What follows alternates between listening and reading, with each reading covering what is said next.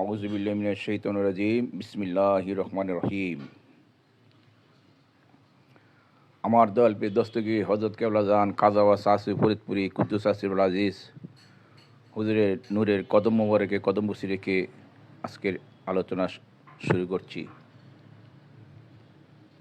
উপস্থিত দর্শক শ্রোতা মণ্ডলী, আসসালামু আলাইকুম ওয়া রাহমাতুল্লাহ। বিষয়বস্তুটা উপরে লেখা আছে, যদিও তরিকতের কথার বা বয়ানে বা বক্তব্যে কোনো বিষয়বস্তু থাকে না, কারণ তরিকতের কথা তাসবের কথার কোনো শুরুও নাই, শেষও নাই। কারণ তাসবের কথা হইল গিয়া 18,000 আলমের সমস্ত জ্ঞানের সমন্বয় হইল তাসব। আমরা যেখানে বাস করতেছি বর্তমানে সেটা হইল গিয়া আলমে খালক।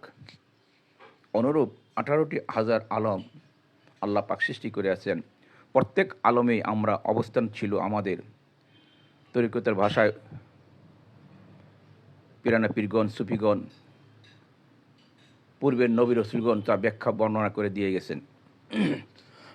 আমরা বিভিন্ন আলমে ছিল, আমার রাসূল পাক সাল্লাল্লাহু আলাইহি ওয়াসাল্লাম ব্যাখ্যা দিয়েছেন, আমরা পূর্বের আলমগুলি ছিলাম। কোরআনও তার ইশারা, ইঙ্গিত এবং প্রমাণ দিয়েছেন। আমরা পূর্বে ছিলাম, দুনিয়াতে আসার আগে ছিলাম, দুনিয়াতে আসার পূর্বে আমরা ছিলাম, দুনিয়া সৃষ্টি হওয়ার আগেও আমরা ছিলাম, আল্লাহর জাতে ছিলাম, আল্লাহর সেফাতের রাজ্যের মাঝে ছিলাম, তথা আলমে আমরের মাঝে যে 18,000 আলম আছে সেই আলমগুলির মাঝে আমাদের বিচরণ ছিল, আমরা ছিলাম। এবং বারবার আমাদেরকে দেহত্যাগ তথা মৃত্যুবরণ করতে হয়েছে, আবার জন্ম নিতে হয়েছে।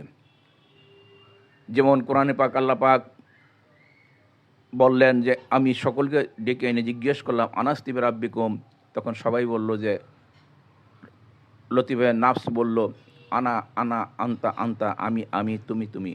এই যে কথাগুলা কোরআনে বিভিন্ন জায়গায় আমরা যে ছিলাম তার প্রমাণ সাক্ষ্য দেয় যে আমরা আলমে আমরে ছিলাম, আলমে হেসে ছিলাম, আলমে মেসালে ছিলাম। তো এই জিনিসগুলি ব্যাখ্যা বিশ্লেষণ নেই কেন? কারণ এগুলো সম্বন্ধে শরীয়তে বিশেষ জ্ঞান নাই, বিস্তারিত জ্ঞান নাই, এটা চর্চা করা হয় নাই। শরীয়ত শুধু দিয়েছে বাহ্যিক আবাদত বন্দিগুলি যেভাবে করবে তার একটা বিধান পদ্ধতি এবং নিয়মকানুনগুলি, সেটি শরীয়তের ভিতরে আছে। তো যাই হোক, আজকের আলোচনা হইল মানুষ হইল গিয়ে তিনের সমন্বয়। আমার মুর্শিদ কেবলাজান খাজা ওয়াস আসি ফরিদপুরি কুদ্দুস আসিরুল আজিজ কেবলাজান হুজুর বলছেন মানুষ হইল তিনের সমন্বয়ে: আদম, লতিফে নাফস, লতিফে রুহু। এই তিনের সমন্বয়ে আপনি যদি লতিফে রুহুকে আনেন তাহলে কিন্তু লতিফে কাল্ব এখানে আসে, সের কফি আখফা আসে, তথা 33 কোটি লতিফার সমন্বয়ে মানুষ গঠিত। এখন মানুষের যদি এই তিনটি পার্ট থাকে, একটি হলো বাহ্যিক, আর একটি হলো আত্মাজগৎ, একটি হলো শরীর, আর একটি হলো আত্মাজগৎ। এখন মানুষগুলি সৃষ্টি হয়েছে কিভাবে? মানুষগুলি সৃষ্টি হয়েছে, মানুষের আদম সৃষ্টি করছেন আল্লাহ পাক, বলছেন আগুন পানি মাটি বাতাস দিয়া। মানুষকে সৃষ্টি আগুন পানি মাটি বাতাস দিয়া করেনি, মানুষ আগুন পানি মাটি বাতাস এবং আত্মাগুলি সমন্বয়ে সৃষ্টি। আত্মাগুলি কি? আত্মাগুলি হলো গিয়া এই যে কাল রুহুসের কবি আকফাই 5টা আত্মার সাথে আরও আছে 33 কোটি আত্মা, সে আত্মার সমন্বয়ে। এই আত্মাগুলি কোত্থেকে আসছে, কীভাবে আসছে, আমার পূর্ববর্তী লাইফে বিস্তারিত বর্ণনা আছে। তো এখন আমাদেরকে বুঝতে হবে যে আমরা যদি পবিত্র হইতে হয়, আমাদেরকে দেহ এবং আত্মা উভয় পবিত্র হইতে হবে। দেহ এবং আত্মা উভয় পবিত্র হইতে হবে।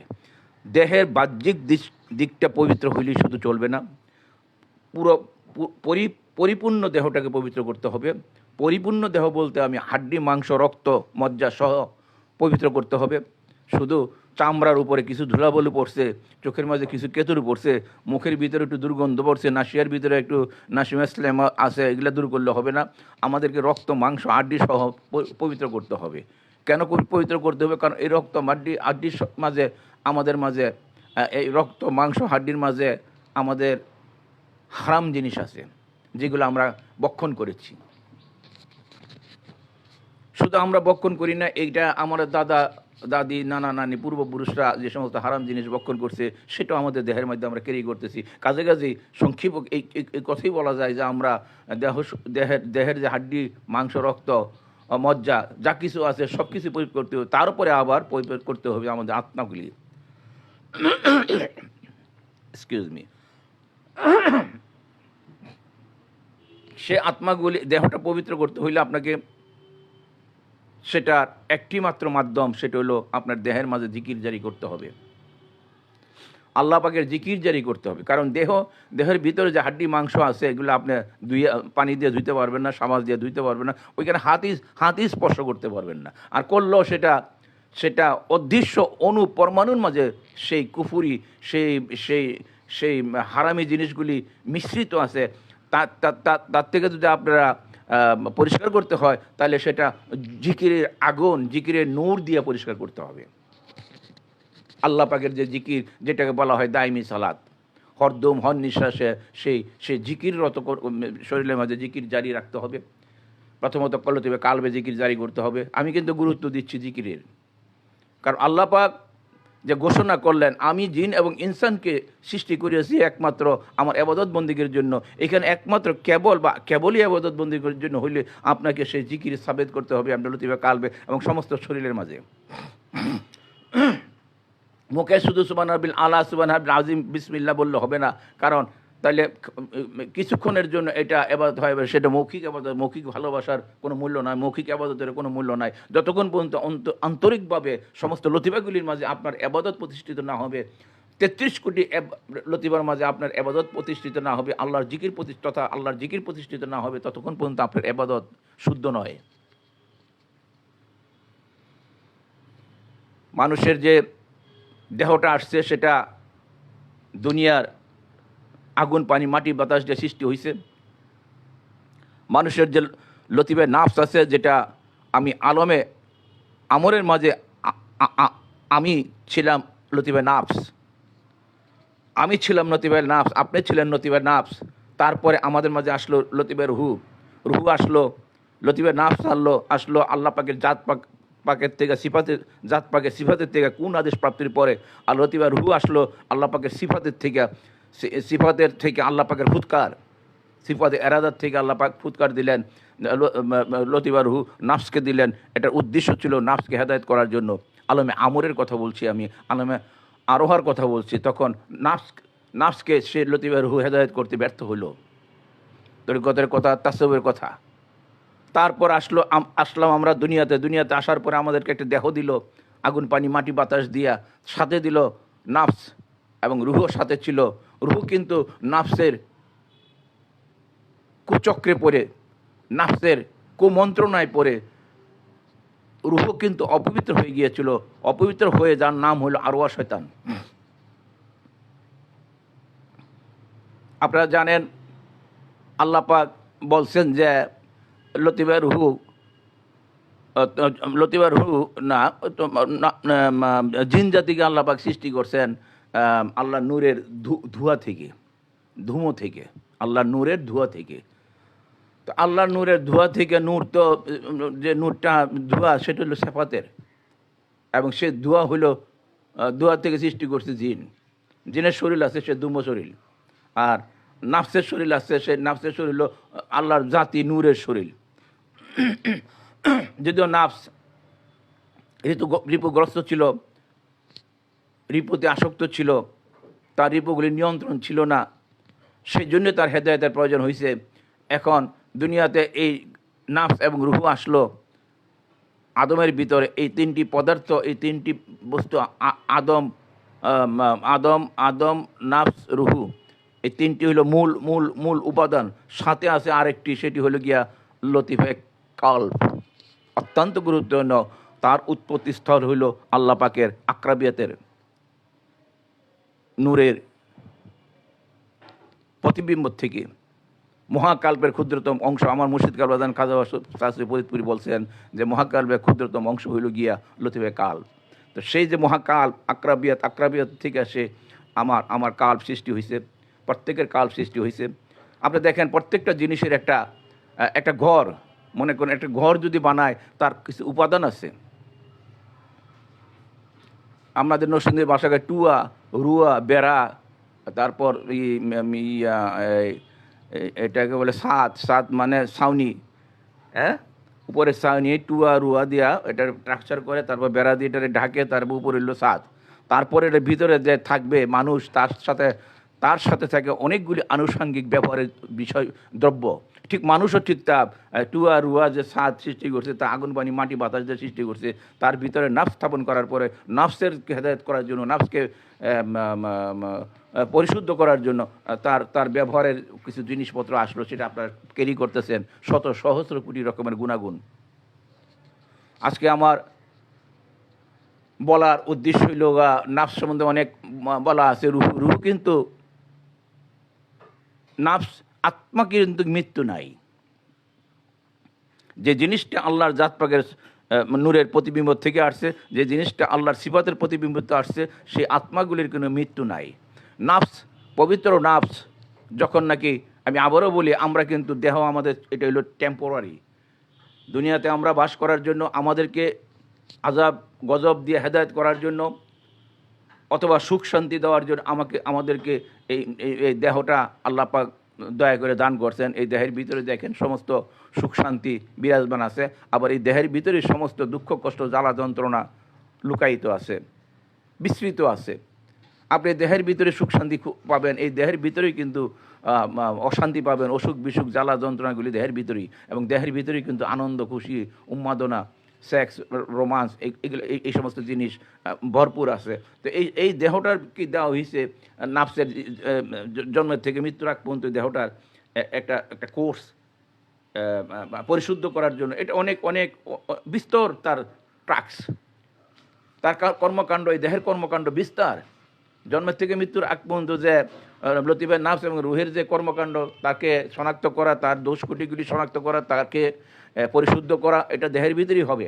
এটা আল্লাহ পাকের নিয়ন্ত্রণে। এই জন্য আল্লাহ পাক বলছেন হেদায়েত একমাত্র আমার হাতে, কারণ এই সমস্ত সব কিছু আল্লাহ পাকের নিয়ন্ত্রণের বাইরে একটি চুলো নাই। আপনার হায়াত আর মৃত্যুই শুধু নয়, আপনার রিজিক আর দৌলতই শুধু নয়, আপনার শ্বাস প্রশ্বাস, আপনার শ্বাস নিঃশ্বাস প্রশ্বাস আল্লাহ পাকের নিয়ন্ত্রণে। আপনার চোখের প্রতিটি পলক যে আপনি এতে ব্লিঙ্কিং করতেছেন, এটা আল্লাহ পাকের নিয়ন্ত্রণ, এটা আল্লাহ পাকই করাইতেছে, আপনি করতেছেন না। আপনার যে হজম প্রক্রিয়া, এটা আল্লাহ পাকই করতেছে, আপনি করতেছেন না। হজম ক্রিয়ার পরে যে আপনার যে পয় নিষ্কাশন বা প্রস্রাব নিষ্কাশন, এগুলো আল্লাহ পাকই করতেছে, আপনার এখানে কোনো হাত নেই। একটা সিস্টেমেটিক্যাল ওয়াইতে হচ্ছে এগুলা। এই উদাহরণটা এই জন্যই দিলাম যে সব কিছু আল্লাহ পাকের নিয়ন্ত্রণে, শুধু আপনাকে এখানে থাকতে হবে আল্লাহর উপর ভরসা করে, আল্লাহর উপর শুকরিয়া জ্ঞাপন করে। দেখেন প্রত্যেকটা জিনিসের কিন্তু মালিকানা আছে। আমি যে অ্যান্ড্রয়েড ফোনটা দিয়ে কথা বলতেছি, এটার কিন্তু একজন মালিক আছে। মালিকের যদিও আমি চিনি না, দেখি নাই, নামও জানি না কে আবিষ্কার করছে, কিন্তু আমি জানি এটা যে প্রস্তুত করছে, যে আবিষ্কার করছে, তিনি একজন ব্যক্তি। ঠিক তদ্রূপ আমার আপনার সারা বিশ্ব ব্রহ্মাণ্ডের এত সুন্দর করে জিনিস সাজাইলো, এত সুন্দর করে আমাদেরকে যারা সাজাইলো, দুটি চক্ষু দিল, একটি চক্ষুর পরিবর্তে দুটি চক্ষু, একটি কানের পরিবর্তে দুটি কান দিল, এত সুন্দর সিস্টেম দিল। এর একটা মালিকানা আছে, একজন মালিক অবশ্যই আছে, কারণ বস্তু মালিকবিহীন কোনো বস্তু নেই। তো এত বোঝা গেল যে আমাদের মালিক আছে, তিনি আমাদের রব। আমি জিন জাতি সম্বন্ধে কিছু কথা বলতে চেয়েছিলাম। জিন জাতি আলাদাভাবে বলা যাবে না। এখানে একটি যে লতিফায়ে রুহু যে আসলো, এটা আল্লাহ পাকের সিফাতির প্রতিবিম্ব থেকে আসলো। লতিফায়ে রুহুর মৃত্যু হয় না, লতিফায়ে রুহুর নাফসেরও মৃত্যু হয় না। নাফস পবিত্র হওয়ার পর আল্লাহর জাতে মিশবে। যেখান থেকে আল্লাহ পাক আদেশ করা, কোন আদেশ করার পরে বেরিয়ে আসছে, সেখানে গিয়ে আবার ফেরত যাবে যদি পবিত্র হতে পারে। আর যদি অপবিত্র হয়, তাহলে সে সিজ্জিলিনে জ্বলে করে মরবে। দুনিয়াতেই সিজ্জিল আসছে।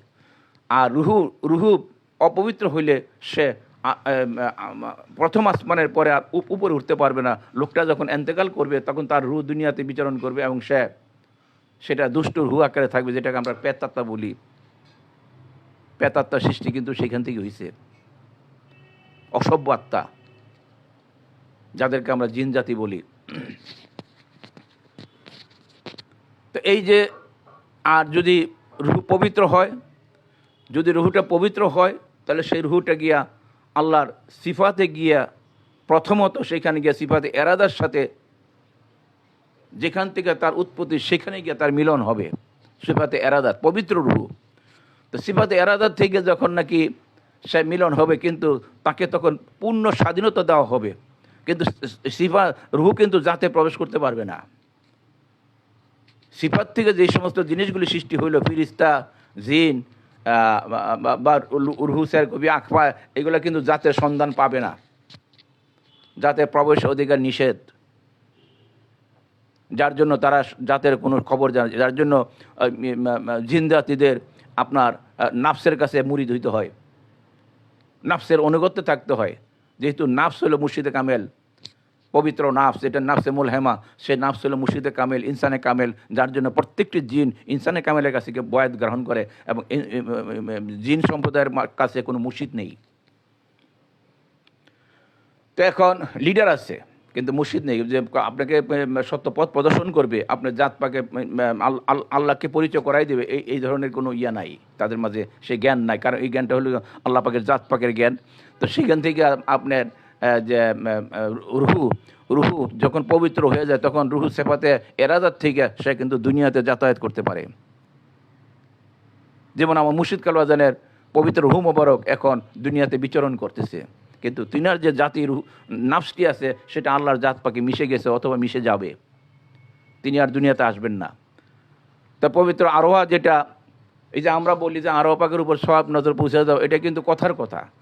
আরোহা পাকে আপনি মনে করেন, আপনি রাসূল পাক সাল্লাল্লাহু আলাইহি ওয়াসাল্লামকে বা নবীদেরকে একটা সালাম দিলেন, আসসালামু আলাইকুম, মানে আপনার উপর সালাম বর্ষিত হোক, আপনার উপর শান্তি বর্ষিত হোক, এর মানে এই না যে আপনি কইছেন তার উপর শান্তি বর্ষিত হোক, আল্লাহ পাক তারপরে থাকে তার উপর শান্তি বর্ষণ করবে, বিষয়টা এমন নয়। বিষয়টা হইল আসসালামু আলাইকুম বলা মানে তার অ্যাটেনশন ড্র করা, তার দৃষ্টিকে আপনার দিকে আনয়ন করা, তার নেক দৃষ্টি।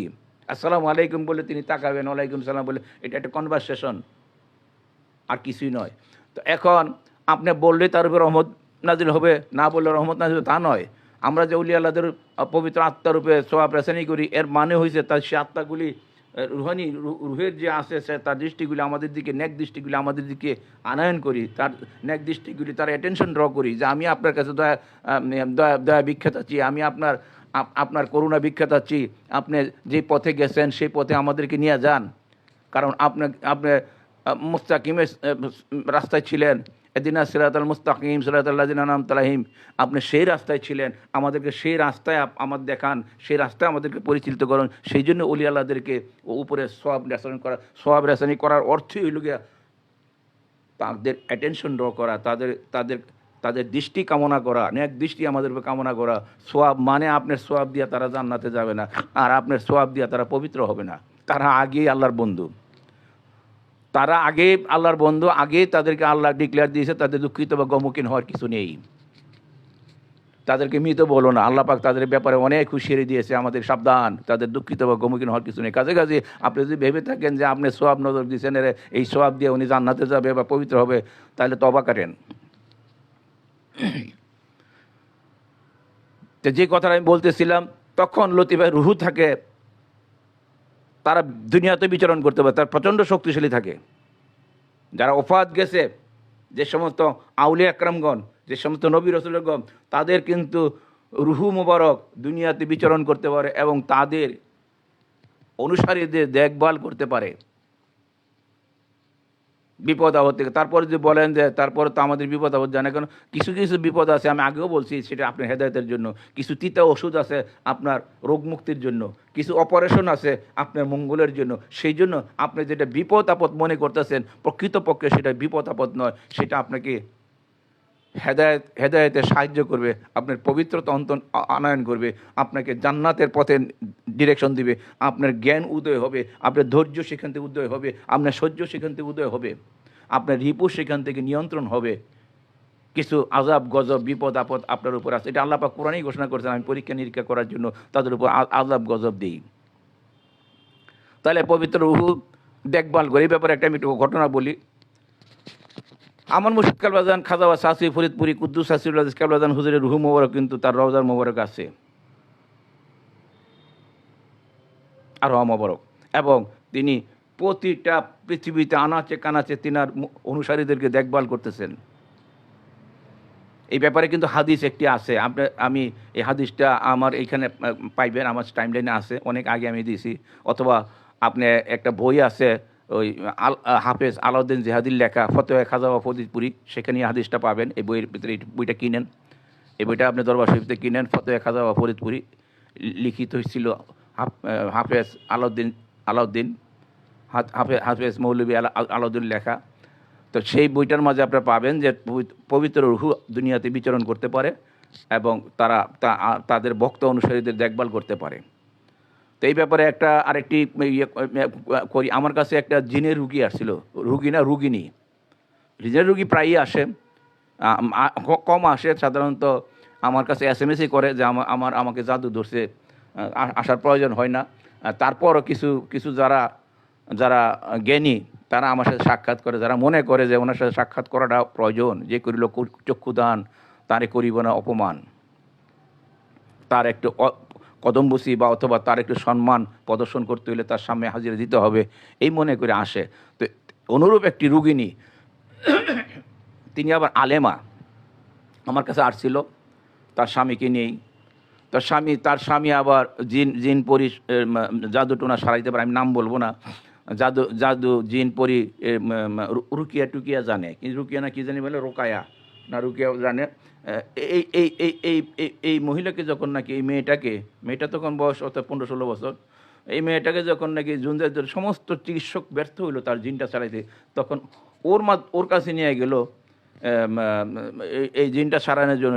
সে তখন সমর্থ হইল সারানোর জন্য, কিন্তু 15 দিন পরে আবার জিনটা ব্যাক করলো। ব্যাক করার পর আবারও সে চেষ্টা করলো, কিন্তু আর সারাইতে পারলো না। তো এই 15 দিনের ভিতরে এই এই এই এই এই এই মেয়ের মা আদিষ্ট হইয়া ওই যে রুকিয়া প্রাপ্ত যে কবিরাজ বা সুফি আছে, তিনার কাছে মেয়েটাকে বিয়ে দিলেন। তা বিয়ে দেওয়ার পরে দেখা গেল যে না, তারপরে মেয়েটাকে আর এটা খুব খারাপ জিনিস, আর আমি সারাইতে পারে না। তো ওই লোকটা আর ওই মেয়েটা আমার কাছে আসলো। আমার ফেসবুকের নানান ধরনের কথাবার্তা দেখে, আমার স্ট্যাটাস দেখে আমার কাছে আসলো এবং বললো যে, আর আমাকে প্রথমেই বাবাজান করে ডাকলো, বাবাজান আপনি পারবেন একমাত্র আমাদেরকে রক্ষা করতে। যাই হোক, আমি তো ওষুধও জানি না, জাদু টুনা জানি, রুকিয়া জানি না। আমি তাকে বললাম যে ঠিক আছে, আমাকে জানাইবা কালকে। তারা কদম বসি করে চলে গেল। এই মেয়েটা সে সবসময় দেখতো, আমি বলবো না অন্তর্চক্ষু খোলা আছে, যেহেতু তার উপরে জিনের তাসির আছে, সে কবরের ভিতরে কী আছে সেটাও দেখতে পারতো, তারপর মানুষের ভিতরে কী আছে সেটাও দেখতে পারতো। তবে তার জিনটা তাকে অনেক কিছু মিথ্যা আশ্বাস দিছে। তাকে বলছে তুমি মা ফাতেমা, তুমি ঈসা আলাইহিস সালামের স্ত্রী, ইত্যাদি ইত্যাদি বলল। যে আমি তাকে সেগুলা নিষেধ করেছি, না তোমার এগুলা তোমাকে লাভ দিছে। তো সে একটি ঘটনা আমাকে বলল, যেটা আমি বিস্মিত হয়েছি। ওইখান থেকে আমি অত্যন্ত বিস্মিত হইলাম, যে আশ্চর্য হইলাম যে এটা কি করে সম্ভব। কারণ সে কিন্তু তার স্বামীকে নিয়ে বিভিন্ন মাজারে যাইত জিয়ারত করতে। তো সে আমাকে বলল যে এই যে খাজা শরফুদ্দিন চিশতি রহমতুল্লাহের দরবারে, হাইকোর্টের মাজারে যেটা, ওইখানে গিয়ে জুম্মা পড়তো। তো তার স্বামী আমাকে বলল সে কিন্তু খাজা চিশতি রহমতুল্লাহকে এই রওজার ভিতরে দেখে।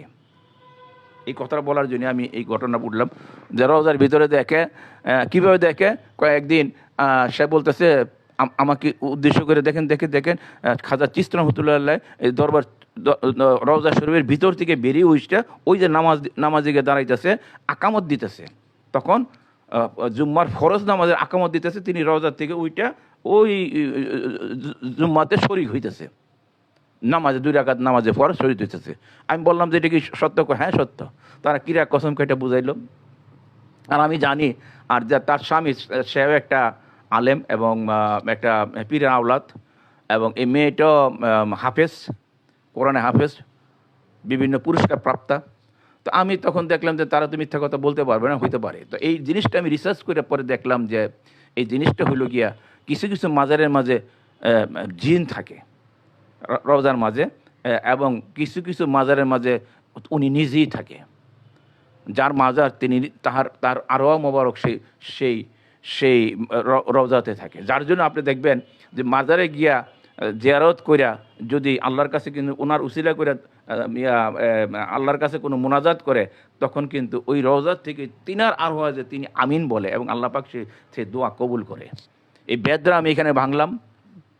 এখন খাজা শরফুদ্দিন চিশতি রহমতুল্লাহের যে ওই মেয়েটা যেটা দেখলো, উনি কি খাজা শরফুদ্দিন চিশতি রহমতুল্লাহের রুহ মোবারক না কোনো জিন, এটা আমি বিশ্লেষণ খুঁজে পাই নাই। এটা আমাকে এই দরজাটা বন্ধ করে রাখছেন তিনি নিজেই, শরফুদ্দিন চিশতি রহমতুল্লাহ উনি নিজেই বন্ধ করেছেন, আমাকে এর বাইরে অগ্রসর হইতে দেয় নাই যে ওই মেয়েটা কাকে দেখলো, একটা জিনকে দেখলো। জিন হলো কিন্তু পবিত্র জিন, নাকি খাজা চিশতি রহমতুল্লাহ খাজা শরফুদ্দিন চিশতি রহমতুল্লাহকে দেখলো, এটা আমি তালাশ করে খুঁজে পাই নাই। আমাকে ওইখানে আটকে দেওয়া হয়েছে।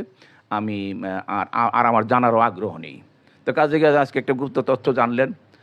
আশা করি আপনারা যে জিনিসটা আমার উদ্দেশ্য সেটা হলো গিয়া, আপনার শুধু গতর পরিষ্কার করলে হবে না, আপনার সমস্ত শরীর পরিষ্কার পবিত্র করতে হবে। হাড্ডি মাংস শুদ্ধ রক্ত যা আছে, আর পবিত্র করতে হবে আপনার লতিবাগুলি। যে লতিবাগুলির মধ্যে গুণাগুণ থাকে, মানুষের যে সমস্ত গুণাগুণ আছে, দক্ষতা, ক্ষমতা, রিসোর্স যেগুলো আছে, এগুলো কিন্তু শরীরে থাকে না, এগুলো থাকে লতিবাগুলির মধ্যে। লতিবাগুলির মধ্যে থাকে না, এগুলো আল্লাহ পাকের সিফাতের জগৎ থেকে, আল্লাহ পাকের আকরাবিয়ত থেকে, লতিবা রুহের মাধ্যমে কালবের মাঝে আসে। সে কালবের থেকে শরীরে বিতরণ হয়, বিভিন্ন লতিবাগুলির মাঝে সে শক্তিগুলি বিতরণ হয়, এবং সেই শক্তি দিয়ে মানুষ জীবন ধারণ করে, চলাচল করে, ব্যবসা বাণিজ্য করে, তেদারিদি করে, চাকরি করে, লেখাপড়া করে, জ্ঞান দান করে, জ্ঞান সংগ্রহ করে ইত্যাদি। তো এখন যে আপনি যদি শুধু সতর পরিষ্কার করলেন আর কোনো কিছুর মধ্যে অ্যাটেনশন নাই, আপনি কিন্তু পবিত্র হইলেন না, এবং পবিত্র না হওয়ার ফলে আপনার ইবাদতগুলি কবুল হবে না। আপনার আল্লাহর নাম আল্লাহর কাছে পৌঁছবে না, আপনার মোনাজাত, দরখাস্ত, ইবাদতবন্দি কোনো কিছু আল্লাহর কাছে পৌঁছবে না। কারণ পবিত্রতা ব্যতীত আল্লাহর কাছে কার দরখাস্ত কবুল হয় না, আল্লাহর দরবারে সেটা গ্রহণযোগ্যতা রাখে না।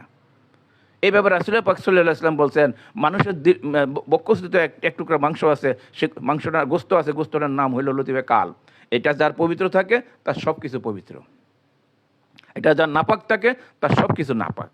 এখন বুঝেন আপনি এই যে এটা যে গুরুত্ব দিলেন না, এটার ব্যাপারে সূরা শামসুনের মধ্যে, আল শামসুনের মধ্যে 8, 9, 10, যেটা আমি সবসময় বলে আসতেছি, আল্লাহ পাকও বলতেছেন যে এই সত্তাটা যে হেফাজত করলো, পবিত্র করলো, সে কামিয়াবি হইলো। আর এই সত্তাটা যে অপবিত্র রাখলো, তার জীবন বরবাদ হইল, ধ্বংস হইল। এটা আল্লাহ পাক নিজেই কোরআনে বলছেন, সূরা শামসুনে আয়াত নম্বর 8, 9, 10। যাক, আজকে লেপটা আরও বড় হয়ে গেছে। আলহামদুলিল্লাহ রাব্বিল আলামিন। আসসালামু আলাইকুম রহমতুল্লাহ।